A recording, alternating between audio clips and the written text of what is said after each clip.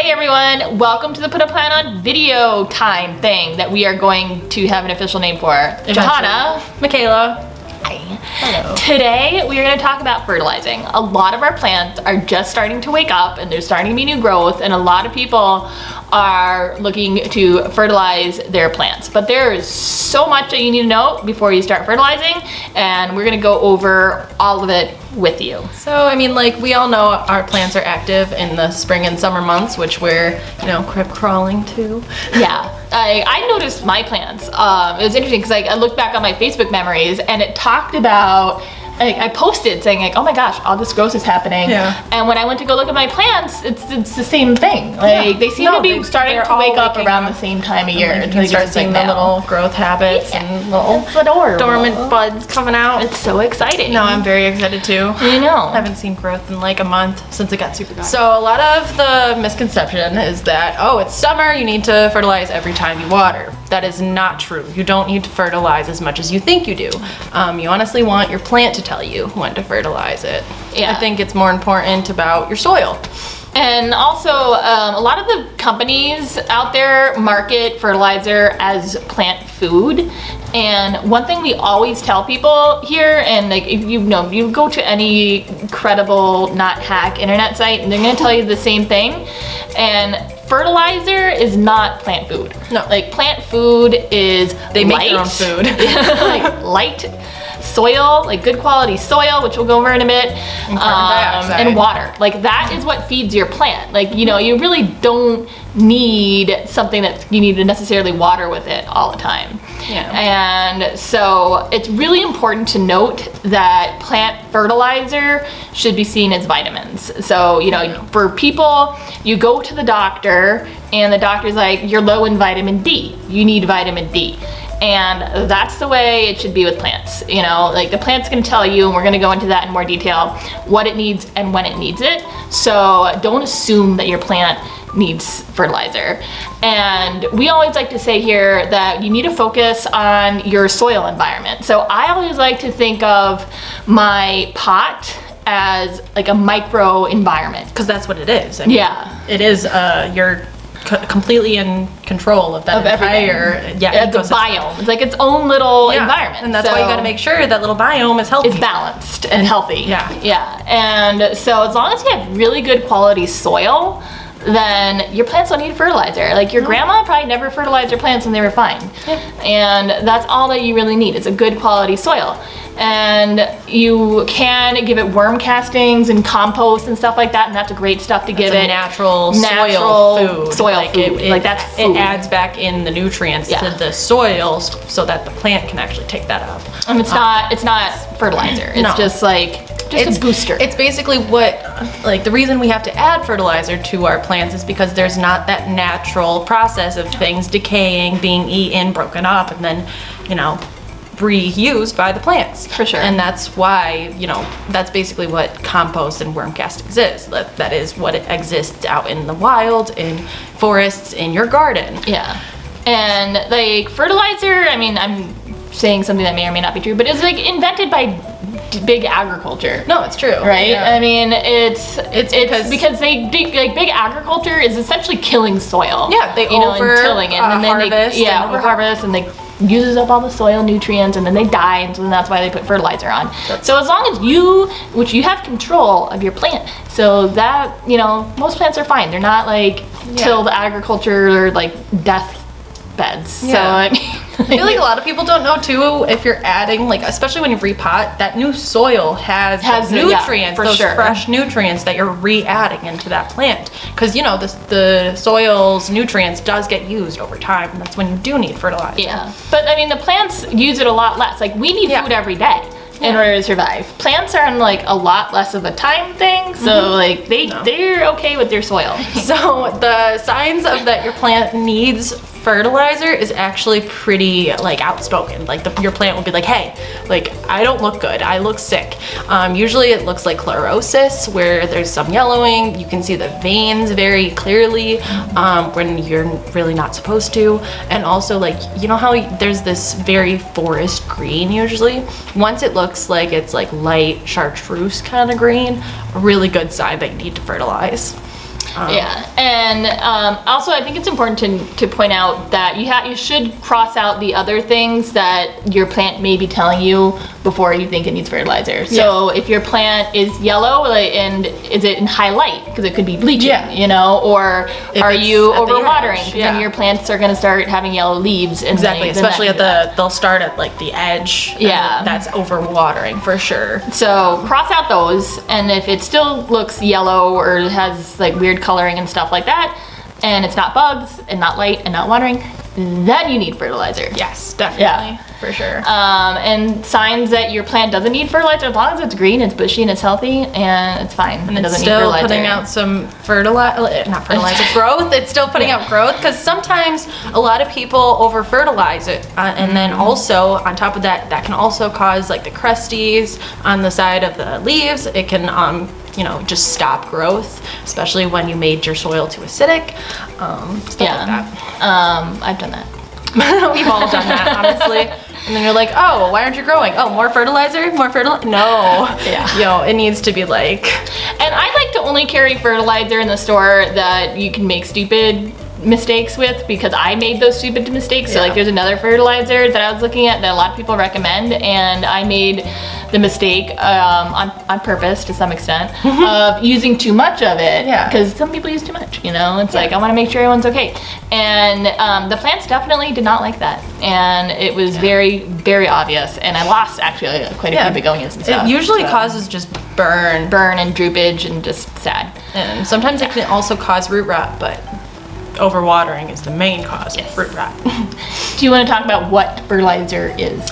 Fertilizer. So it is a formula of nitrogen, potassium, and phosphorus, but the other, it's NPK, so nitrogen, phosphorus, potassium.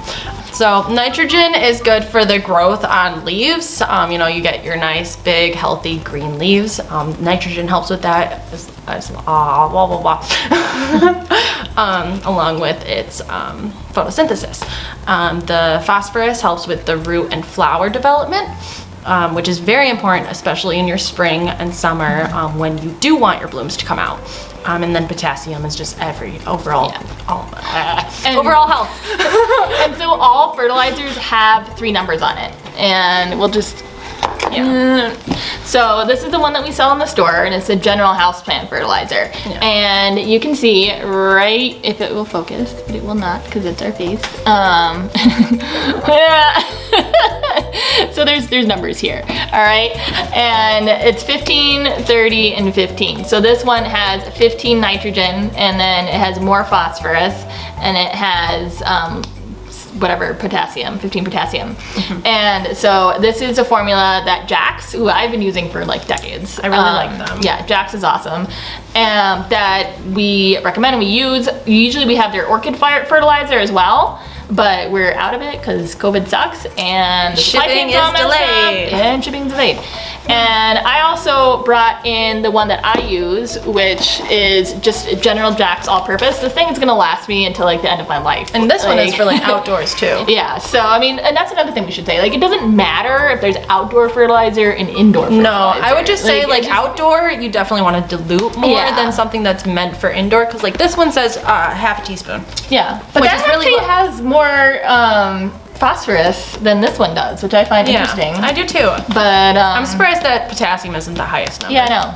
Anyway, so like this is just general all-purpose. I have a really fancy outdoor garden, and like this, like I've been using this for 2 years, and I still have like a ridiculous amount left. So I just use it on indoor and outdoor. I just definitely heavily dilute it before I use it. Definitely, because in the wild, it actually like goes throughout this entire soil. Yeah, and it's less. It's not in a pot, so it's harder to over-fertilize.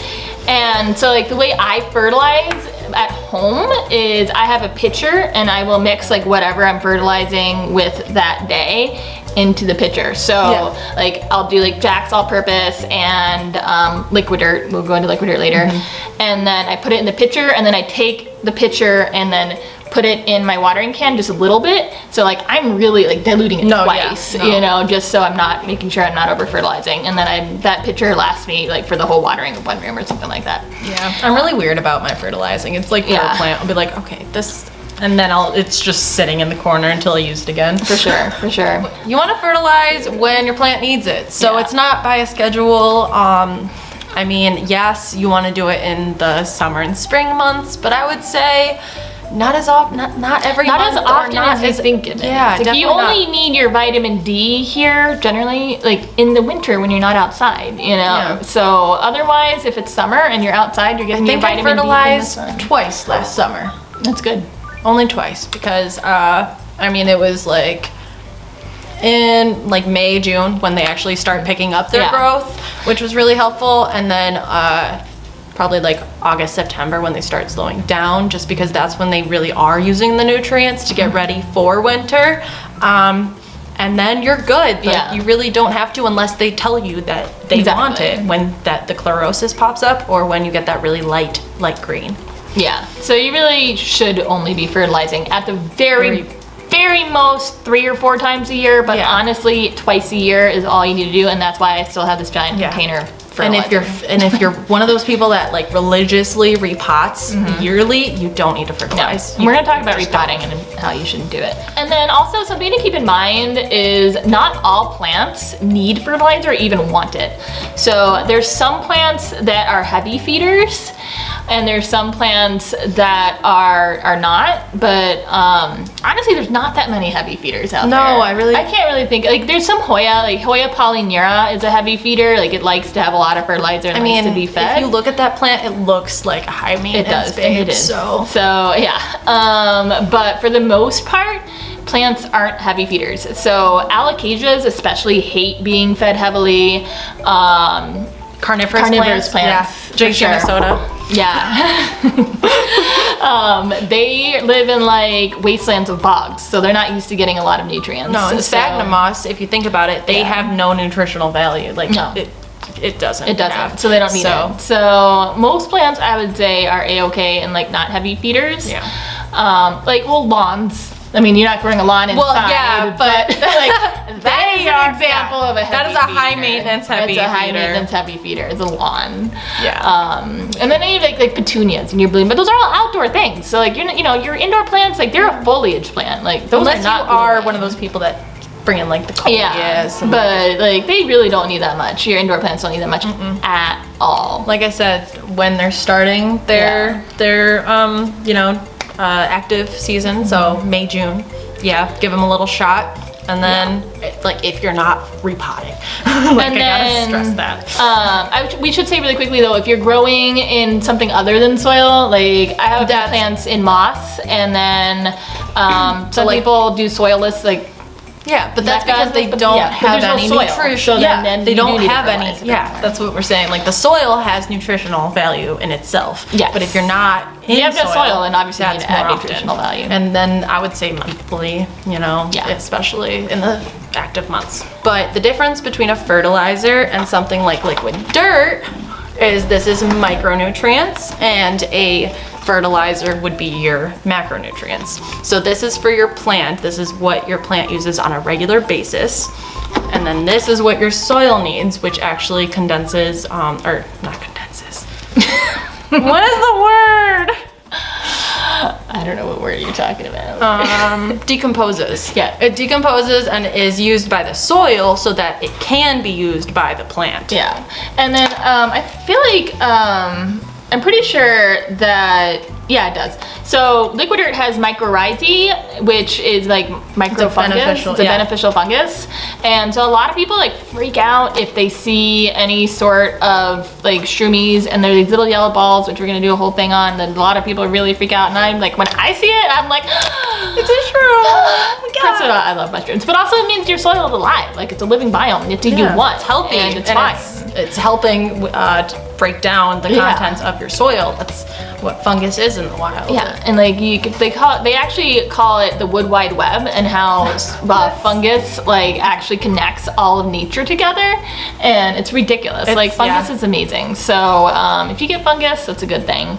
Minus like some, I don't know. Like if it's on your plant, fungus is bad if it's on your plant. Like stem rot, root rot. That's like that's that's But it's like, even if you get like little moldy things on top of your soil, like I don't care about that. That's fine. It's fine. That's like just leave it alone, or you can like rough it up and it'll be fine. and it'll go away. But it means your soil is alive, so that's happy. You want that. You do.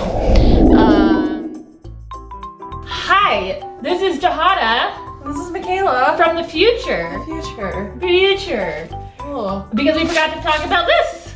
Slow What is release this? fertilizer. Slow release fertilizer. Why is it slow release? Because they're little balls, and every time you water, just a little bit gets released every time. And what's the benefits of using this as opposed to other fertilizers? You're less likely to over-fertilize, which is amazing, right? You don't cause any burning or anything like that. And this stuff is usually what you find in your nursery pots. Yeah, so when people are always like, oh my god, these little warm balls, whatever. So when you use this. And I usually use it to mix in my soil when I'm making my soil mix, and I add a little bit of it. And you can add it to your pot as well, but it's best to like mix it up because the roots are in the bottom. You can just turn the tab, there's not much benefit. Yeah, and I feel like they get clearer as they lose the nutrients, whatever is in here. Yeah. It's like this is really opaque, as you can see. Maybe I'll show you this side, and then stop moving it. But yeah, and this is Jax. We love Jax. Yeah, Jax is awesome. All right, we're gonna go back to the past. All right, bye. And then there's like certain things that sometimes plants need, but it's very, very rarely. So this is my stuff from home, the calcium, magnesium, and iron.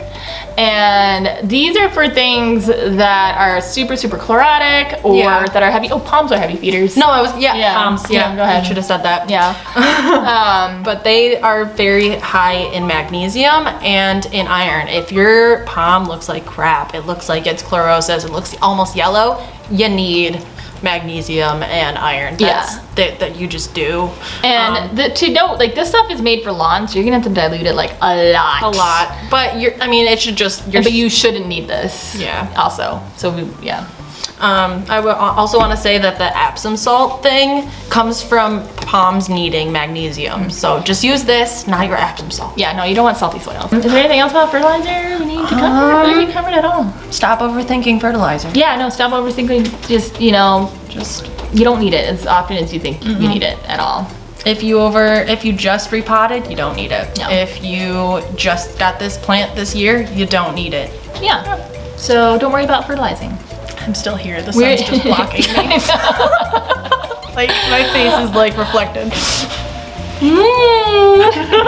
All right. Thank you guys for tuning in and watching our videos. We have had so many people come in and say how much they enjoy them and how much they learn from them, and we're really happy to be able to share this. I know. And if there's any video topics that you want us to cover in the future, please comment below. If you like this video, give it a thumbs up. If it's on YouTube, it's on Facebook or Instagram, you can just give it a like. All right, until next week. All right, see ya.